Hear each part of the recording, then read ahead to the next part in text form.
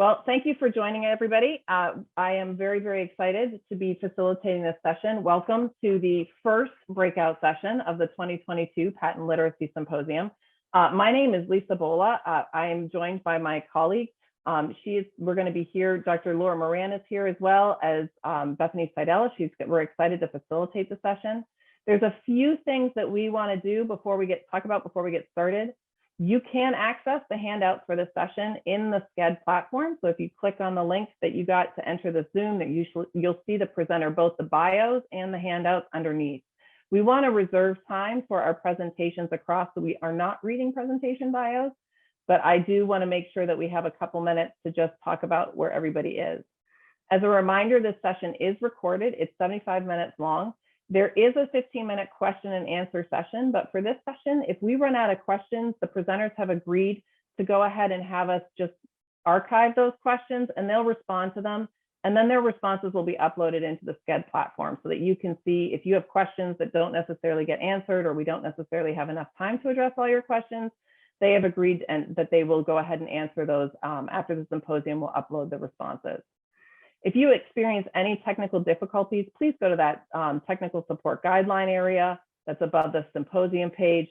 That's going to be your best resource. We would love for you to tweet out and share on social media all that you're learning from the Literacy Symposium. The hashtag for the Patent Literacy Symposium is #PatentLit2022. We are excited that we are going to be able to get up and roll with all of this information. So without further ado, let me introduce to you who is on the call with us today.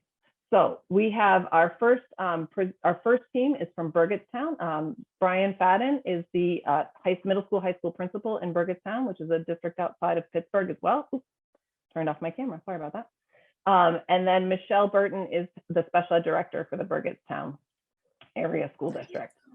We are also joined by Jacob Minziger, and he is coming to us from Richland School District. We are joined in spirit by his colleague, Missy Ramirez, who has done a lot of this work, but was unable to make it today for the presentation and panel discussion. And then, of course, we have Dr. Chris Caton from Northgate School District, RJ Long from Northgate School District as well. Chris Caton is the director of curriculum, and RJ is the middle school principal, and Nicole Smith is here as well from the high school. So we are very excited to have them join us.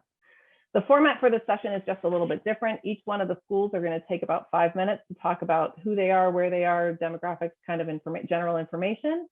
And then we are going to do a bit of a Q&A, so to work through their process of MTSS. I am very excited to have them with us today to share they're all in different stages of installing MTSS, so it's nice for us to see kind of what this looks like over the course of years.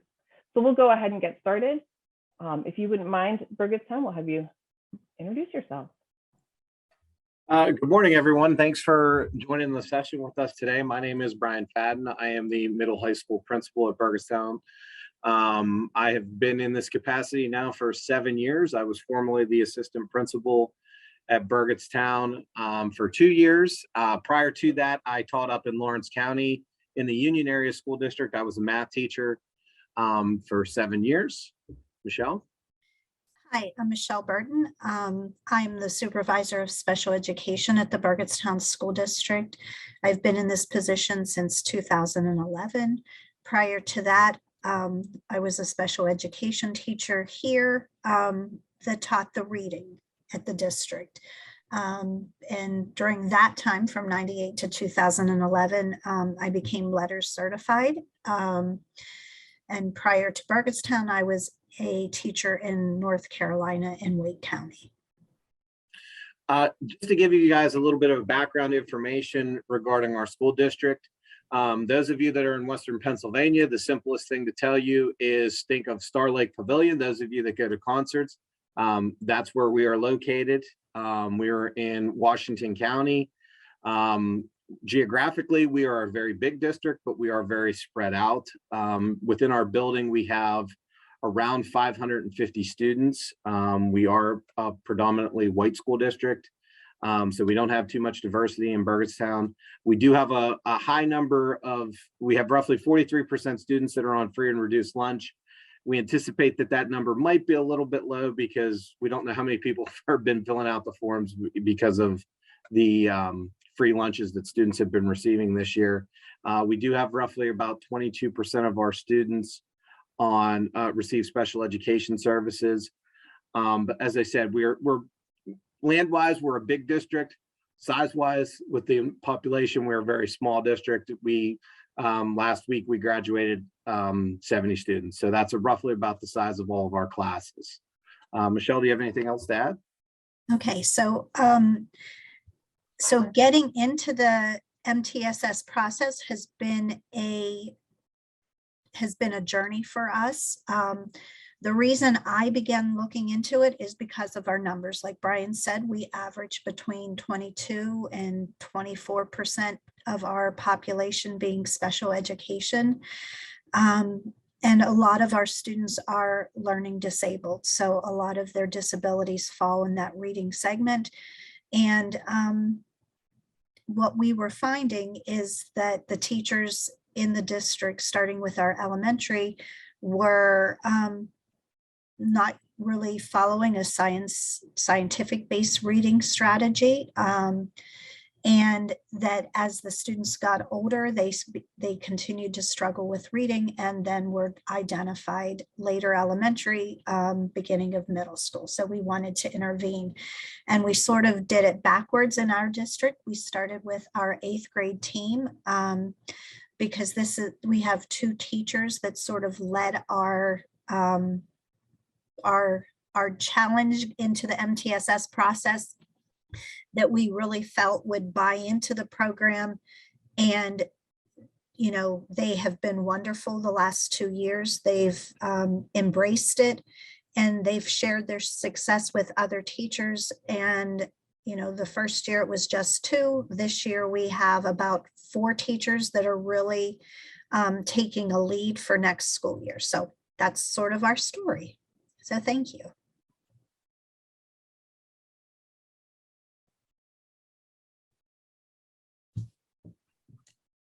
All right, I think I'm up next. So good morning, everyone. As Lisa said, I'm Jacob Minsinger, the assistant principal at Pine Richland Middle School. And there are some slides that I put together that are in the Sketch app or website, however you're accessing it. And I'll refer to those at different times, but I'll just kind of give you an overview of where we are with MTSS and who we are. I've been in Pine Richland Middle School as the assistant principal now for 4 years. And before that, I was a 7th and 8th grade ELA teacher. So literacy is a passion of mine, especially at the secondary level. And over the course of the 4 years, we've had one large inciting event in the pandemic that sort of threw us up and down in terms of how MTSS was being implemented. We started, I would say, dabbling in a secondary MTSS process in the 1920 school year, and we're really feeling like we were up and running. We were having team meetings monthly to discuss data. We use the STAR 360 assessment suite, and our middle school is set up in the traditional middle school model of teams. So we have 6 academic teams, 3 in 7th grade and 3 in 8th grade. We're a 7th and 8th grade building with about 700 students in it. And we were meeting monthly, and we're kind of on a roll. And then March 2020 happened, and the roll stopped because we were all at home. And so we had to push pause for a little bit. And then beyond that, coming back in the 2020-2021 school year, we kind of started back up again and continued to have our data meetings and focus really on tier 1 for the past couple years. And so that's one thing I'll talk about a little bit later with the benefits and the strengths of our system, is that we've really found that while we tend to focus on tier 3 when we think about literacy at the secondary level, tier 1 is where it's at. It's where it starts, and it's where you can have the most impact. And so that's one of the things that we've found to be very successful over the past couple years. And it's also caused us to reconsider how we approach teaming of kids engaging them in instruction. And then also, as we've talked about tier one, it's led to natural conversations around how do we support our kids who at the tier one level are still struggling and need more support, and trying to find the right ways to do that, which is really the main question that we're wrestling with now that we've gone through 3 years of MTSS implementation.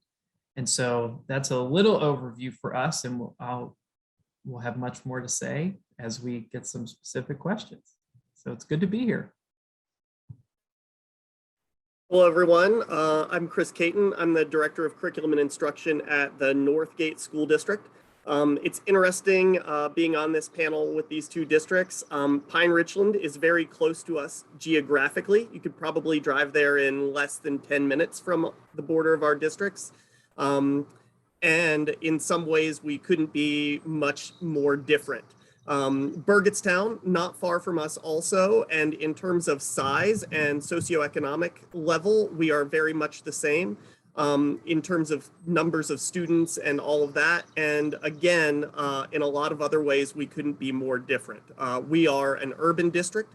We border the city of Pittsburgh to our south. We have about 1,000 total students. We graduated just over 70 this past week. And so we're very small. We're a walking district. We don't bus students because our entire district is only 2 square miles. So we are very small. In terms of our journey a little bit, I first want to introduce RJ Long, who's our middle school principal, and Nicole Smith, who is our high school principal, who's on this. And we're very new as a leadership team. Dr. Smith and I began in our positions about 6 months before the pandemic happened. And RJ Long just came on board this year. And that's really important to our story. When I came on, I was in that place where as a new leader, I wanted to observe and build relationships before any major changes happened. And then we had a pandemic and major changes had to happen. And so we just decided to completely overhaul our literacy instruction and create an MTSS program at the elementary school. Now born out of that is our move to the secondary.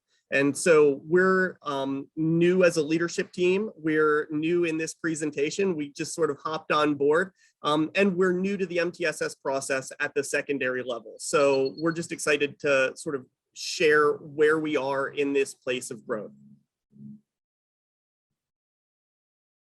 Thank you so much. And I think that that was why we talked to we wanted to get a feel of what does it look like to really install MTSS and highlight the process. As you heard, each one of these teams are in a different step in how they've come to MTSS both and where they are currently with MTSS. So Michelle had talked for a minute about kind of where they had decided because they had seen some of the problems that have been going on, and that's why they decided to address literacy. Jacob had as well, and Chris shared just a few minutes of it too. So I will be feeding them some questions for them to kind of interact with, which will be great. So let's start with this one, which is kind of the on everybody's mind question. What are some of the barriers that you've had? So MTSS is a system where we look at, in secondary, it's a little bit different. In elementary school, when MTSS, we're really looking at that predictive model. We're trying to get kids as quickly as we can into supports for literacy to get them caught up while they're still in the system, as well as there's a lot of things that are built into elementary schools that just aren't in secondary schools. A lot of things that we see that kind of consistently across the state have popped up in secondary systems. And the secondary system ends up being a little bit more focused on remediation and how we can get kids to read as quickly as possible because we're running out of time almost. So there's this layer of pressure of how we feel. So I wanted to kind of just throw it out. What are some of the barriers that you've seen in your literacy MTSS installations? Well, honestly, I believe, go ahead. I believe our biggest barrier was breaking down the constructs of school, right? We were in a place where our teachers didn't have time to collaborate. There weren't structured meetings to talk about students and what we're doing with those students. And so we've really worked hard. Mr. Long has worked really, really hard to develop a schedule where our teachers have time to collaborate across content, across grade level, and to make plans for students for the first time ever. The other barrier that we had was at the secondary level in curriculum. It was a lot of do your own thing. And so our tier 1 was kind of everywhere in terms of how we approach reading, how we teach writing. So having conversations about what was working and what wasn't was really tough until we started talking about common practices and common methodology for teaching. Thank you. And then I think we're going to go to Pine Ridge. Yeah, I would say for us, in addition to some of the things Chris was talking about, and I saw a comment in the chat that speaks to this a little bit, is the idea of teacher buy-in. So specifically with literacy MTSS at the secondary level, one of the comments I remember hearing from ELA certified teachers a couple years ago as we started this was the idea of fluency was like an elementary school thing, right? It just stopped at 6th grade, and then 7th grade and beyond, we don't think about it anymore because we don't need to, right? We need to focus more on complex texts and doing a lot of the things that are in the grade level standards, which are of course important. But if a kid can't read them, they can't attain those things. You can scaffold and sort of build in supports for them, but you also have to intervene and address those skills, those foundational skills that they're missing. And so it's funny, over the course of the past 3 years, I would say that idea that fluency is no longer a secondary thing is gone in our district because of some professional development opportunities we've had as we've explored specific kids in case studies and really tried to understand as teams, how do we support them? It's become very clear that those foundational skills are needed. And like Lisa said, the other barrier we have is time to actually intervene and keep them on grade level learning as well. And so that's something that we're grappling with now, is how do we both provide that foundational support while also still teaching grade level standards and not just replace a student's entire ELA curriculum, so that they're learning those foundational things only, but then they're missing the 7th, 8th, and 9th grade skills that they need to still be successful. And so those are a couple of the barriers that we're currently tackling. Similar to what Jacob had said, we had some initial issue. The first year that we were in it, we were lucky enough that we were remote so long that our 2 teachers that Michelle had referenced in our first year absolutely bought into the program that we had. But then our second year, this year, with regards to our training, we didn't get necessarily the buy-in from our teachers right away, because with the trainings, it was hard to get them. We couldn't get subs. We didn't have any subs, so we weren't able to have the participation in the trainings that we had the first year, because when we were remote, we had no issue. There were no subs. We got the trainings done with all of our teachers, and they did excellent. It was definitely a process this second year to get our teachers on board with things. So we definitely hit barriers with that. Student-wise, we ran into issues our first year in it. With us, we were remote for roughly 4 to 5 months that first year, and we weren't getting much done. We had some issues with our Teachers Association on a schedule, stuff like that. We had a lot of barriers that we were going through because our teachers were trying to implement things and we were just limited with what we could do. We ran into the time factor with them as well. We're being a small district, trying to get time to get the teachers to collaborate has been difficult. We've gotten creative, but there are still other things that we need to explore. So I would say I think we've all run into similar issues across the board over the last couple of years with this. I circle back to one other thing, Lisa, now that came up, kind of building off of what Brian said. The other thing that I think we've learned implementing a secondary MTSS process is that it's very hard to separate kind of the core deficit that a student has when they're at the secondary level. A lot of times the reason why a student might get flagged in our MTSS process is because of behavior.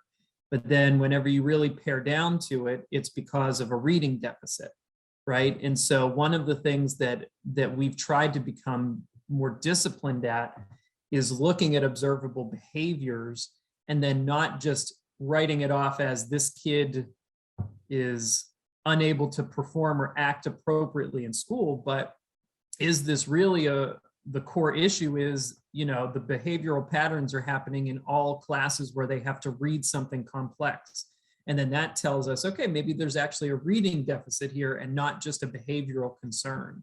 And so that's something I think that's a little different at the secondary level of MTSS than elementary, where we start to see those academic, social, emotional, and behavioral strands intertwined a lot more than at elementary. And it's something you kind of have to train all of the adults to be able to respond to and think about. Right. And I'm just going to add to that. I feel that our teachers needed to have their toolbox filled. They knew there were deficits, but they didn't know how to fill the deficits at a middle school level. So I feel like going through this process where the training, as they gather skills and knowledge, it's filling their toolbox. So they have a lot to use to reach the kids now. Where before, if they had problems, you tried to get them into the special ed program.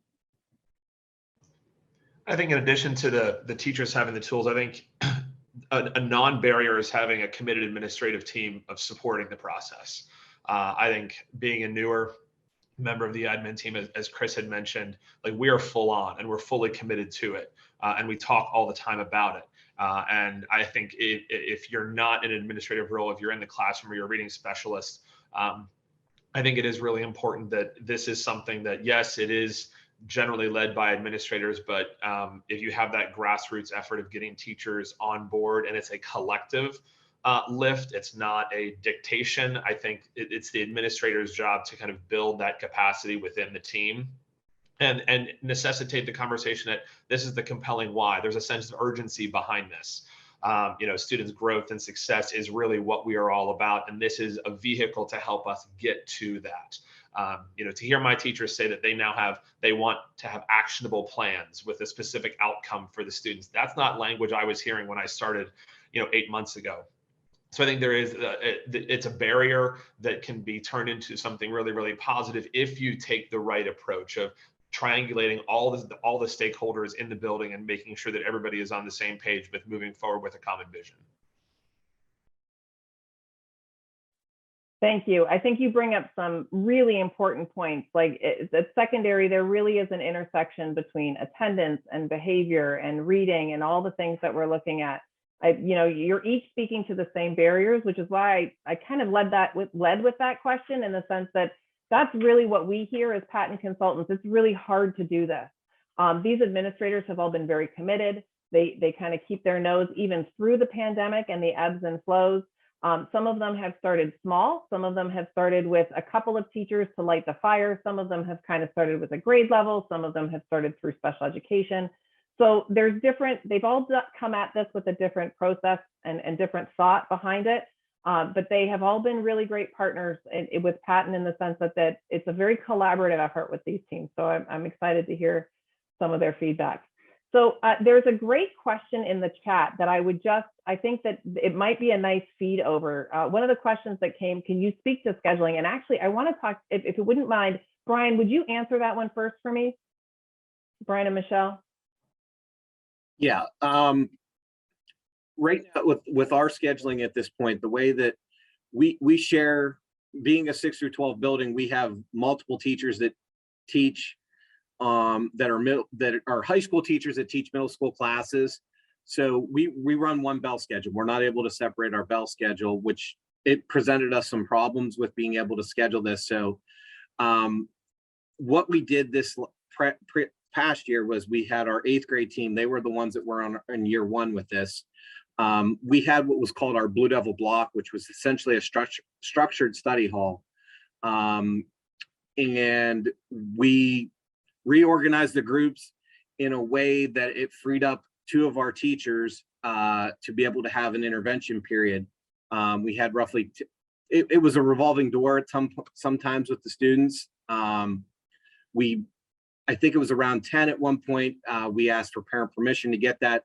So essentially what we ended up doing was having a 40-minute period that was available for the students. We anticipate doing this with 7th grade next year. We did have some staff retire, and we are not replacing them. So we're still in the process of figuring out how that's going to look. And we're hoping that we can do that. And we're hoping that that can continue to grow into 6th and 7th grade.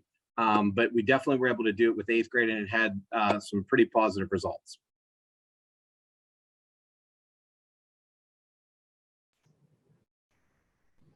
Yeah, as Nicole said in the chat, Northgate, we overhauled our entire secondary master schedule, and we are a 7 to 12 building as well. High school went to a modified block of 80-minute classes with an advisory that's going to happen every single day, where students will have access to intervention for skills and remediation and enrichment. At the middle school level, the teachers never had any common planning time. I mean, 2 8th grade teachers taught next door to each other. They didn't see each other for 2 weeks. There just wasn't that time in the schedule. So I think, when people talk about time, it's how you use your time and how you structure it. So now teachers at the middle school level will have a common planning time, but also we had advisory every single day. We wanted to keep that as a cornerstone of middle school best practice. But we modified it a little bit, where advisory will happen Monday, Wednesday, Friday, and on Tuesday, Thursday during that same block, there will be intervention, remediation, and enrichment.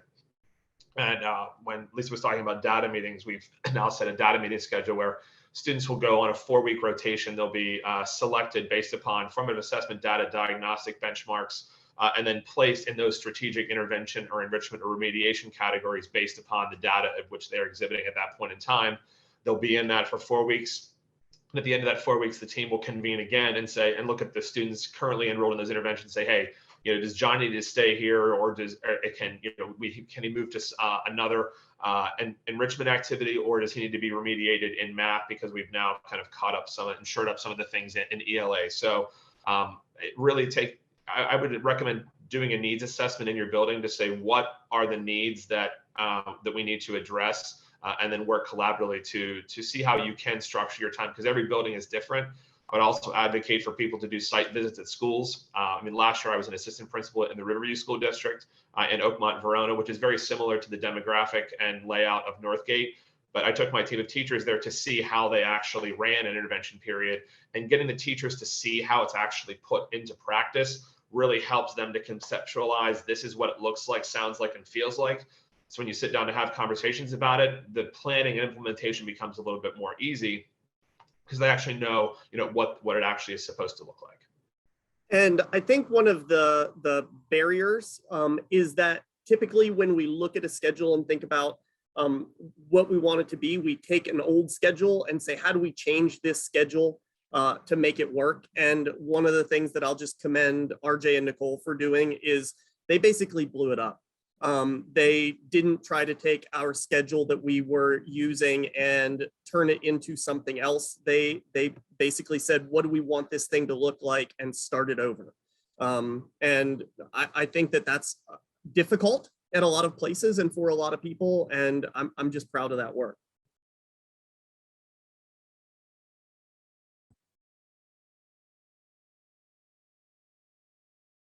Hi there. Stacy Cherney here from the Patent team. I'm going to ask the next question here. What are some of the benefits that you have seen installing the literacy supports for your students?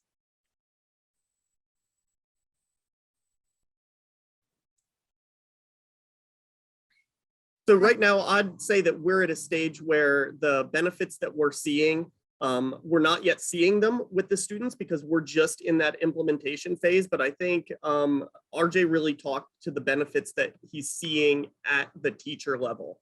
That teacher collaboration, that teacher buy-in, and their excitement to start using new tools, to have these new tools in their toolbox, and to really buy into the fact that this is going to make a difference with kids.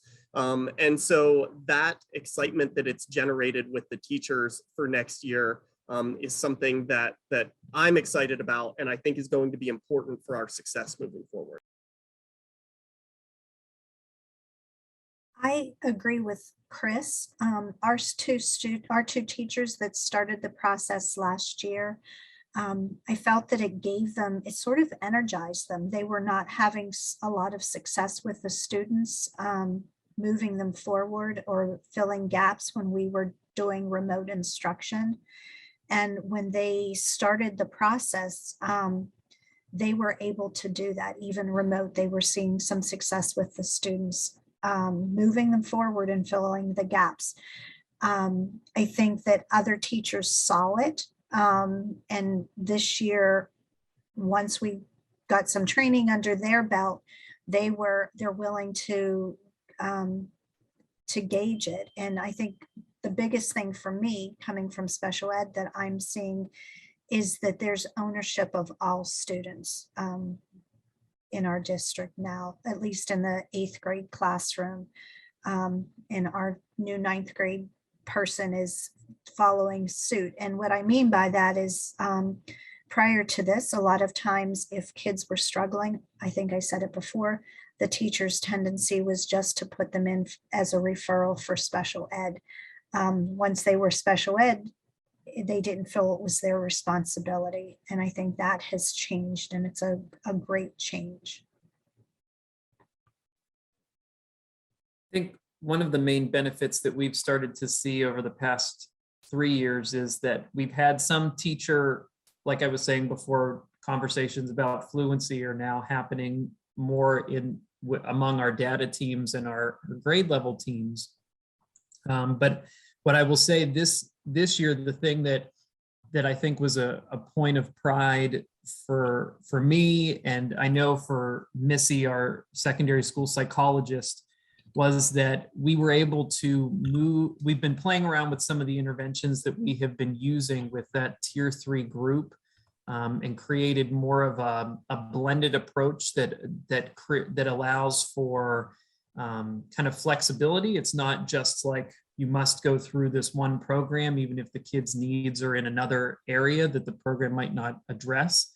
So we've tried to come up with that blended approach. And at the end of the year, and I have to thank Lisa for this too, she kind of helped us work through a lot of the data that we should be looking at in terms of looking at oral reading fluency scores and kind of triangulating that data with STAR assessment results that our kids take quarterly. And we were able to exit kids from our tier 3 program and are moving into more inclusive general education curriculum as they go from 7th to 8th grade and then from 8th grade to 9th grade. And so it's been a labor over the past 3 years to kind of A, shift teacher perception, B, get the right components in place, but we're starting to see some of that movement, which is exciting and gives me hope for the future too.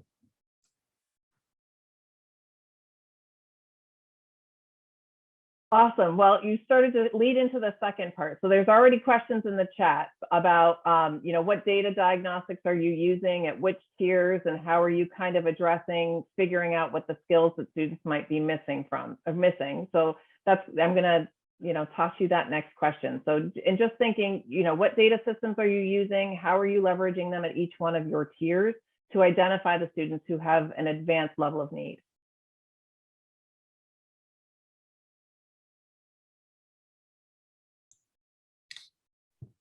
At Burgettstown, we're currently using the Easy CBM as our benchmark testing. The teachers are also, since starting this, they use the result of START PALs to put them in grouping. I think that we're still in the early stages, so we may be down the road changing our benchmark assessment, but currently it's Easy CBM for our district. So as we move forward, we have a couple of things going. First of all, we're going to be using the CDT, the classroom diagnostic tool, which is developed to align with our high stakes tests here in Pennsylvania as one of our assessments. It was sort of brought up earlier on that one of the things that they found was that struggles with reading cause additional difficulties for students. And so we want to catch those students who are struggling at the highest levels as well. And so we're also going to be giving the maze to all of our students to just identify in a broad scale who are our students who are struggling. We're fortunate to have a number of interns from one of our local universities who are doctoral psych candidates. And so they're going to be working to deliver both the maze and with those students that we identify through the maze, the tower.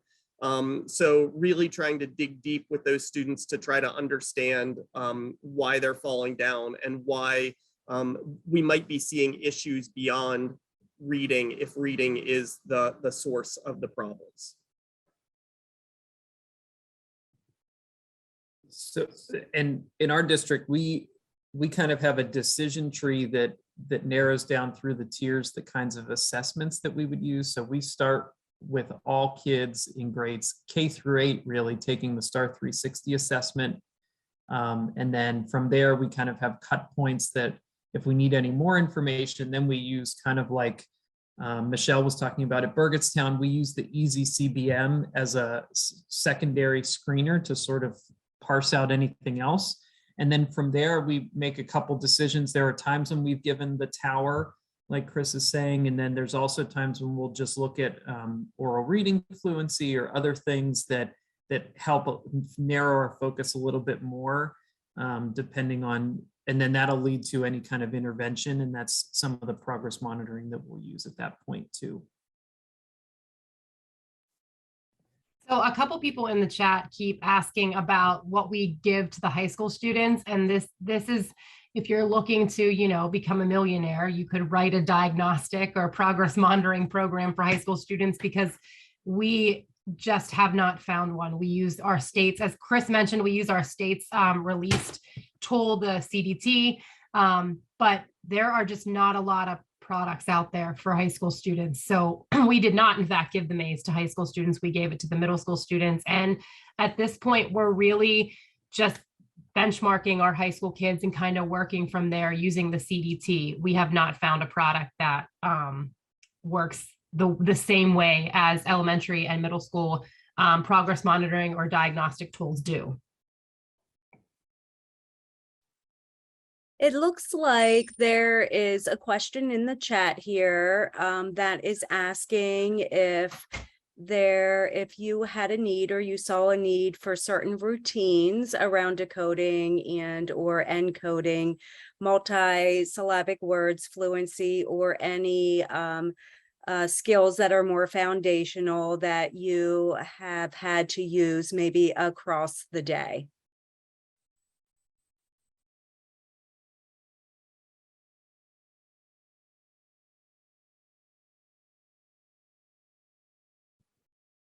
So what I would say with that, what we've done thus far is we have a time during our day that we call academic support that is for a lot of kids like a structured study hall. And that's where they would get some kind of, that's where students who fall in that realm might get some kind of intervention, whether it's, there are times when we've used the rewards program, which Dr. Louisa Moats wrote. So continuing from this morning.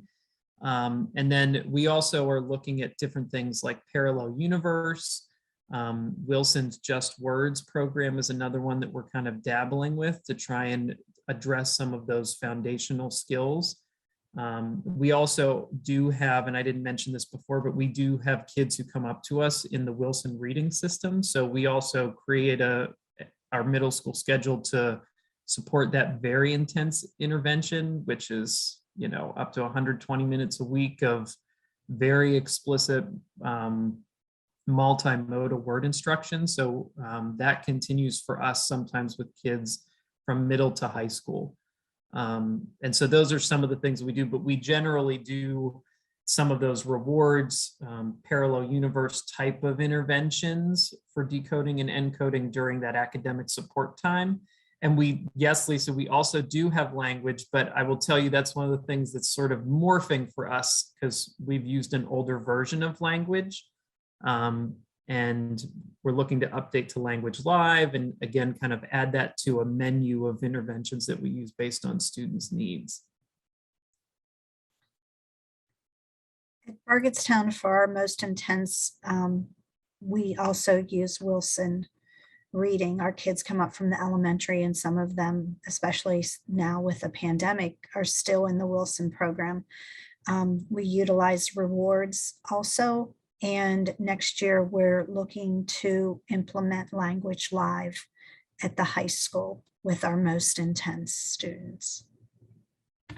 So we're in an interesting place. Language Live has been in place for a number of years, actually predating the current admin team.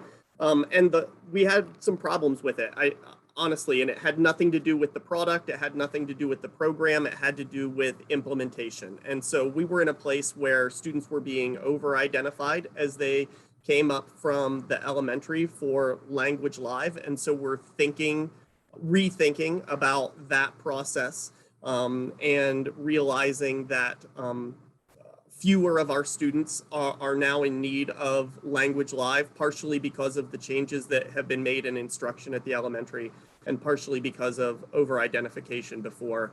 And also the fidelity of implementation just hadn't been there for us. And so I guess my message is, although program is important, implementation and considering who and how the program is perhaps even more important. That's just critical as we throw out a lot of names of programs in the chat and everything right now. It's not just as simple as buying something.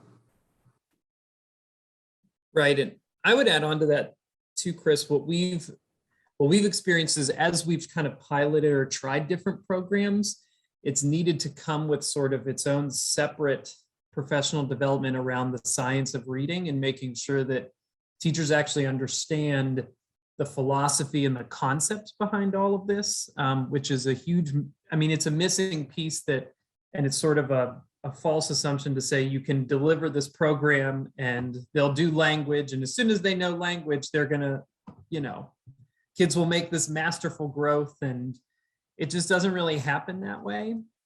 And that's the other thing, going back to what I said earlier about tier one, we've tried to change our mindset around, in my school, there was this feeling a couple years ago that if a student was reading below grade level, they could not participate in grade level instruction.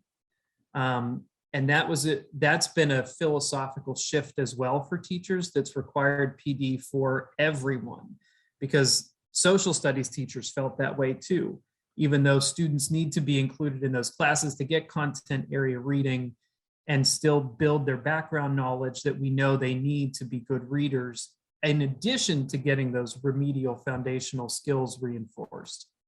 And so that's the other thing with this too. I know, I talk a lot about our ELA teachers and the growth we've made there, but don't forget about all of the other content area teachers who still need to understand some level of the science of reading to be able to effectively teach and engage students in their classes, especially if they do struggle with decoding and encoding and they're reading the Declaration of Independence in 8th grade because it's in every 8th grade social studies curriculum in the world, right?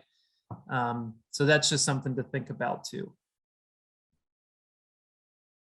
So I really appreciate you saying that, because I think that was what, as a statewide, team, that's what we kind of see. We see stagnation a little bit at that upper tier where kids are kind of in there for a while.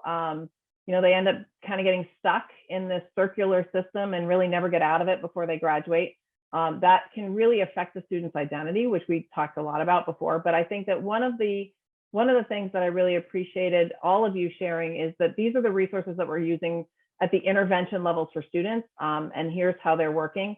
Can you speak for just a little, Bennett, about what you're doing at core? Because each one of your teams has installed, or had conversations around what to install, because you've seen big problems, like more than 50% of your students are potentially struggling with a skill.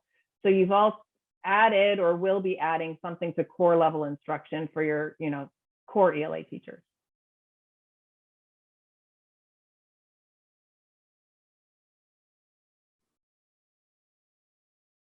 So at the core, we are actually adopting Amplify ELA for 3 to 8 in the upcoming year. And part of that has been accompanied with the Science of Reading PD. So we spent the May 17th PD around Science of Reading for those teachers so that they can better understand the strands, better understand the whys behind what we're trying to implement. So it's not just programmed, it is a deeper understanding in approach. And then at the high school level, we've actually teamed our history and English teachers together around core literacy standards and rebuilt curriculum, so that in each grade level, our English classes and history classes have really become humanities classes, where they're working together on shared background knowledge, as well as shared literacy skills across both classes.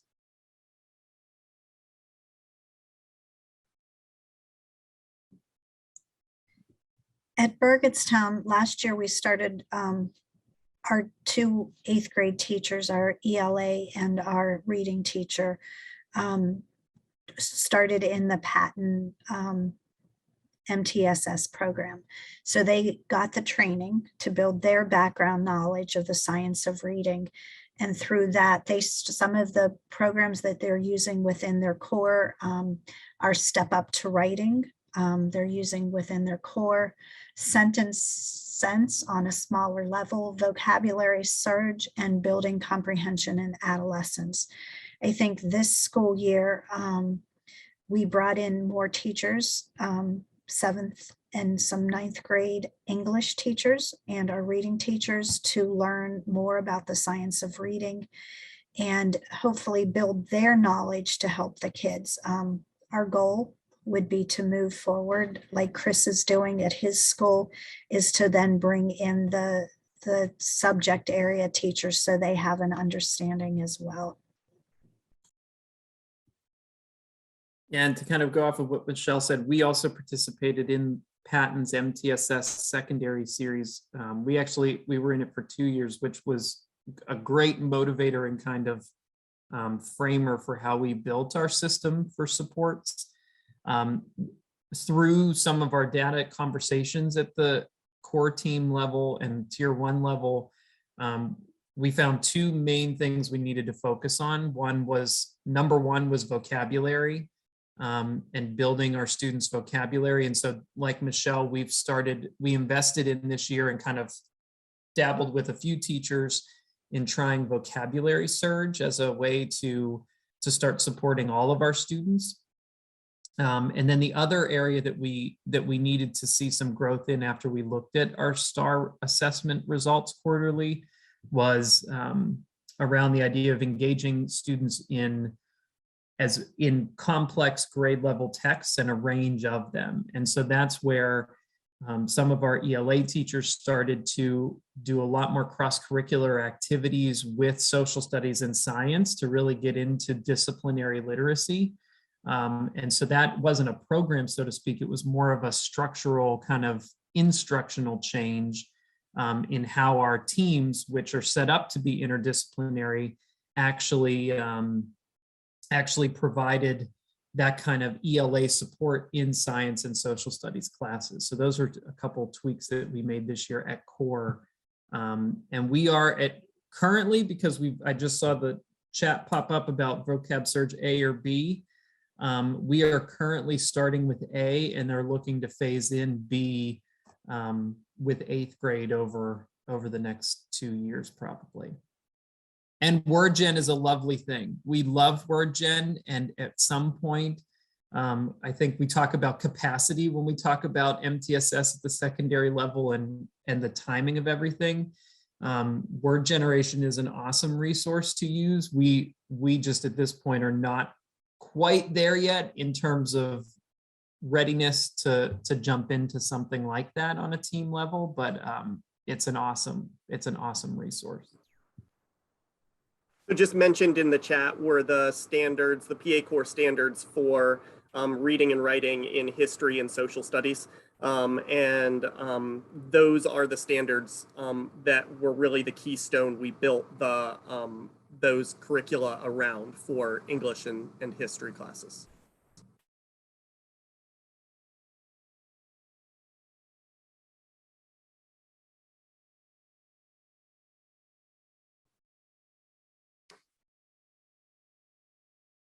So I think we are down to our last question. I just to kind of wrap up what everybody was talking about. I know Stacy's got the last question to ask you here.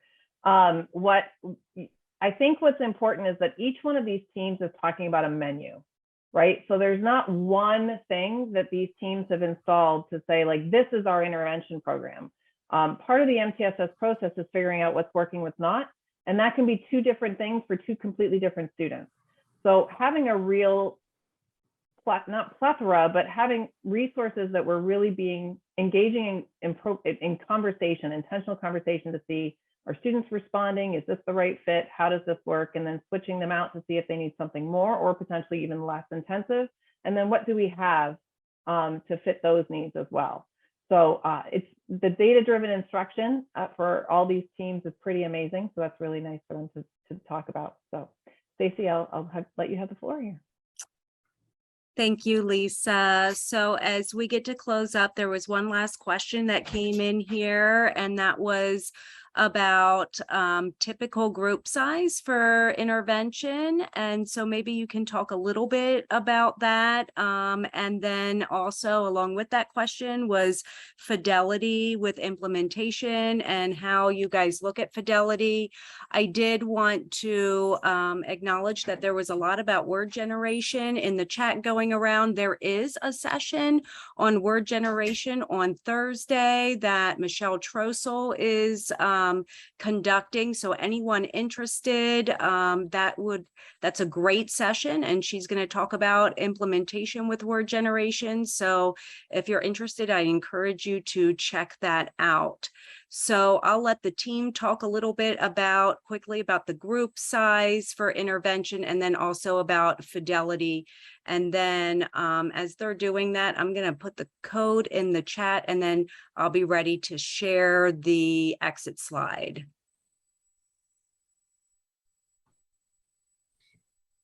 At Burgettstown, our intervention groups are between 10 and 12 students, and Brian spoke of it a little bit before.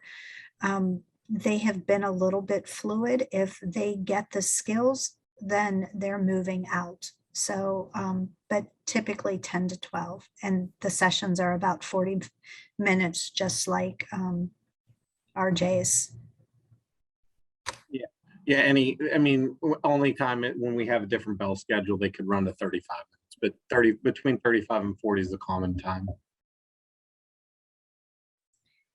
And I will add, Brian, our principal has been great in making sure that the intervention period was a period that, even if it was shortened, they still met daily.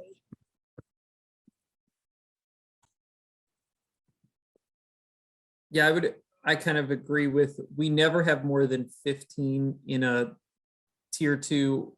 It's kind of a small group. Sometimes those will range though into the single digits, so they can dip as low as 5 or 6 kids depending on the need of the students and who can be clustered together based on scheduling. And our time is about 40 minutes every day.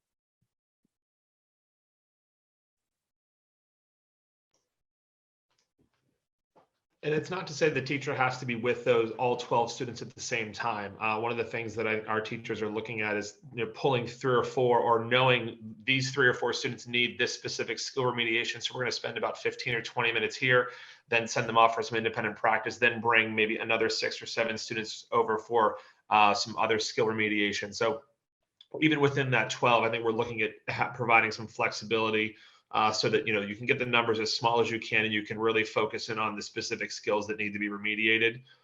We're not working on behaviors. This is strictly purely academic intervention, at least in this specific academic intervention period. Behaviors, we have other systematic structures in place for that, but this is purely academic. For the high school, we do work on behaviors. We do social emotional learning, executive functioning skills, and then also interventions, mainly because our hope is that all the systems that are put in before they get to 9th grade reduce the number of kids that really have large gaps. And so it's every day of the week, and each day is kind of dedicated to different things depending on what is needed at that grade level.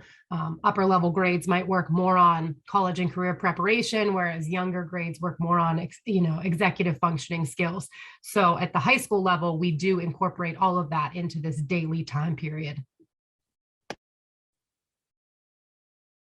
I think what RJ talked about is pretty important there, that we want to be flexible in the amount of students in the groups and how long they're meeting. And that time and intensity conversation is an important one that we're going to be having ongoing with our teachers as we talk about individual students and their needs.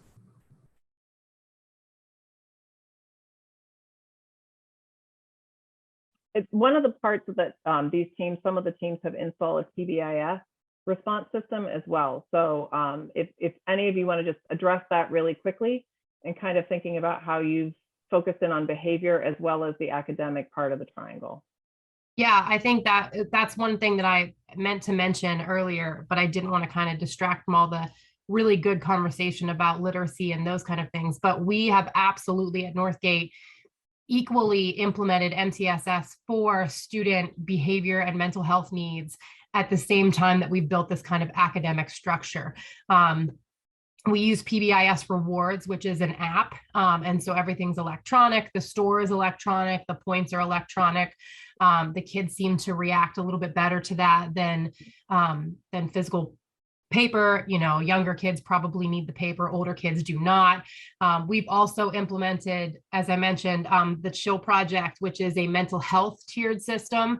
And so we have a room where kids can go if they're experiencing tier 1 needs, temporary anxiety or feeling overwhelmed, something's going on in their personal life. We have in-school therapy that is available every day.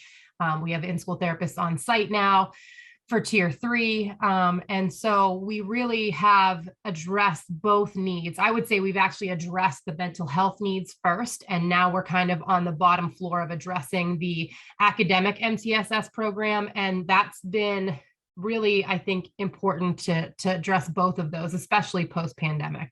Well, mid-pandemic, I don't know where we are in the pandemic spectrum. At Burgettstown, we're not utilizing a formal PBIS program, but some of the things that we have done in the last year and a half at Burgettstown is we're partnering with the Intermediate Unit 1, and we have a school-based counselor that comes in 2 days a week at the high school, 2 days a week, or middle high school, 2 days a week at the elementary. Through the program that we're using at the IU, there's also a psychiatrist that the students have availability to. We've hired a counselor. Brian, you have to help me with her days. I believe it's 4 days a week that comes in and works with any of our students.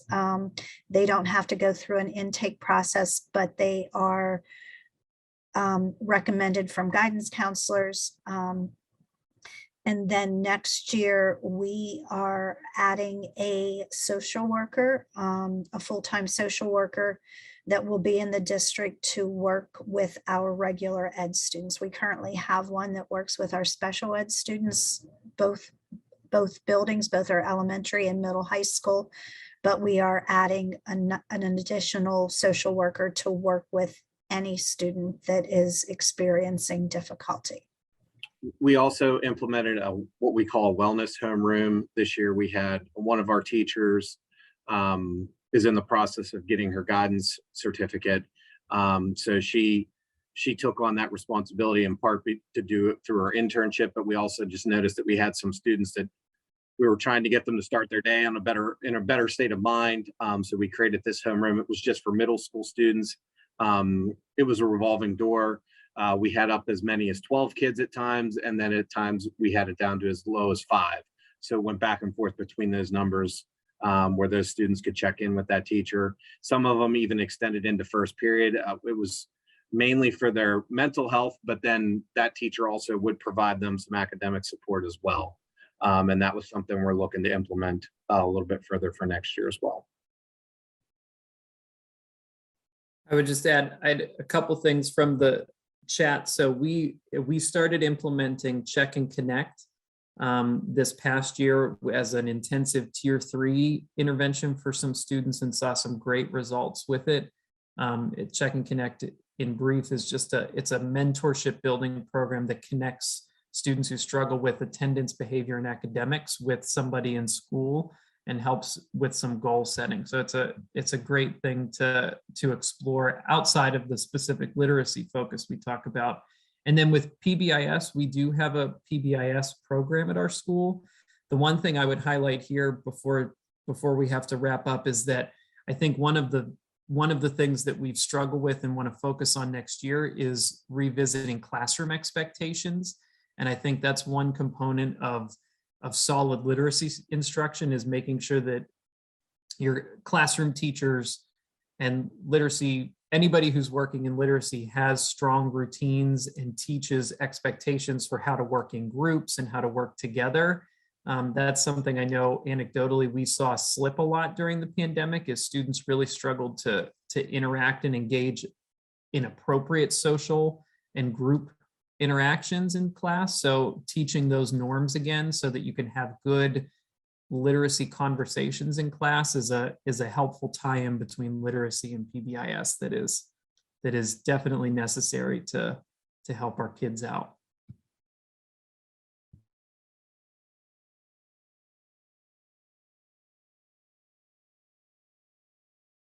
I appreciate you turning left. I had sent 5 questions out to them, but the teams have done a really nice job of just kind of grabbing some of those questions out of the chat. Stacy's grabbed a couple of them.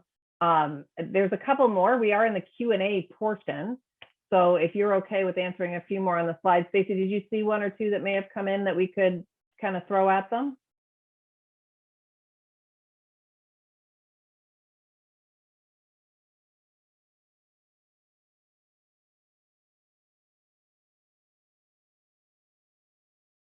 I'm muted.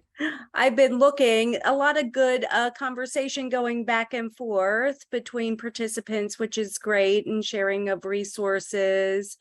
How many reading specialists are at your middle or high school per students in the building?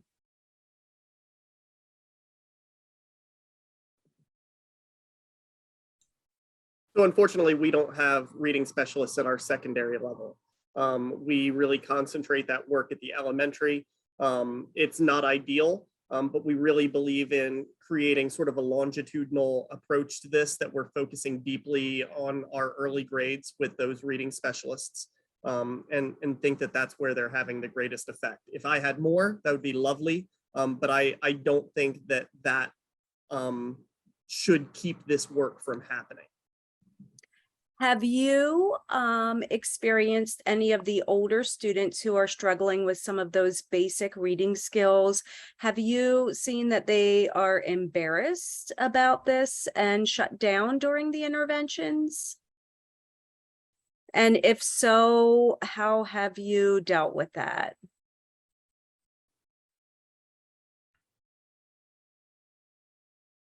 So I would say yes. I think one of the one of the struggles at the middle school level is they're generally too cool for school, and they're definitely too cool for interventions. So one of the things that we've really tried to do with that, and it's been one of the things that we've tried to retool, is the idea of creating engaging intervention experiences. And that involves teachers who do not just read from the book, right? That they create opportunities for kids to have student voice, to set goals for themselves, to kind of reflect on their progress, like all of those metacognitive experiences that are not always built into an intervention are things that we need to still rely on, that are good teaching practices, even if they're in a tier 3 small group level. And so that's been one way that we've done that. And then that's also where we've talked about PBIS as well. And again, PBIS at the classroom level is about creating classroom management structures for kids and designing, specific rewards in response to meeting expectations. So it really has been finding the right kind of conglomeration of intervention, teacher preparation, and behavioral support to work with kids through that. Yeah. We were just talking yesterday, Dr. Caton and Dr. Smith and myself, about how messaging is really important.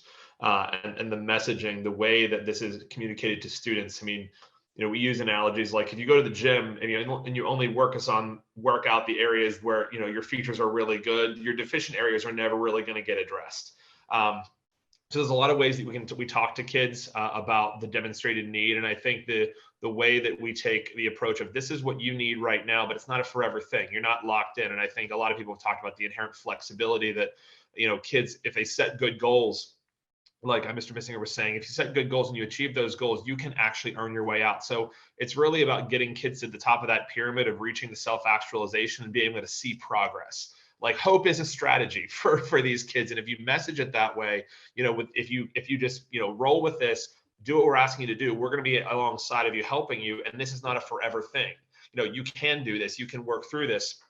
And I think the way the adults approach that, I think really helps to shape the way students respond to the being placed in any type of intervention.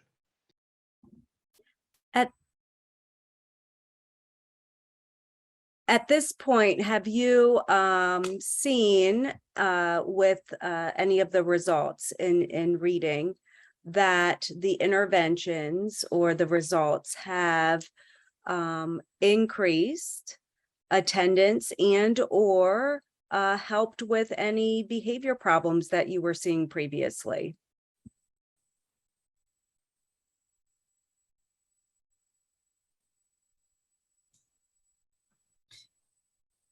And Brian might be able to speak about this from Burgettstown's perspective. I don't think the teachers have been focusing on attendance. I know Brian has been tracking things through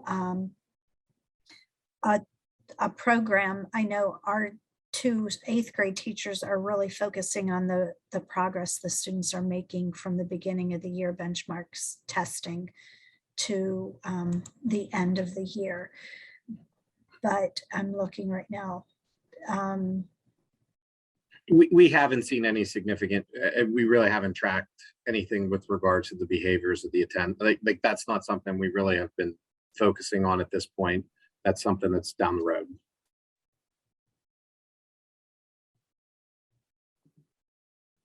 So we are admittedly emerging in the secondary level, but at the elementary level where we're more fully realized, we actually are seeing greater attendance, and we've seen it turn around with individual students as they've received intervention and improved. We've seen behavior and attendance change with those specific students who have grown. And so we hope to grow into that at the secondary level, but it is certainly a thing.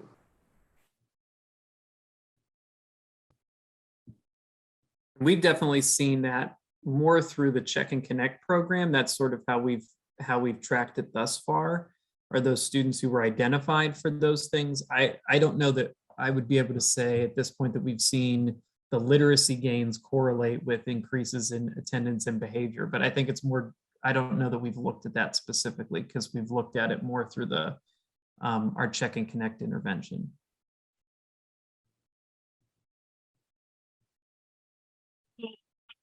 In closing thoughts, I just want to give you a minute to kind of wrap up, like in 5 words or less. If you're thinking literacy, secondary MTSS, what's your biggest takeaway or your messaging to those that are on the call that are thinking, is it worth it?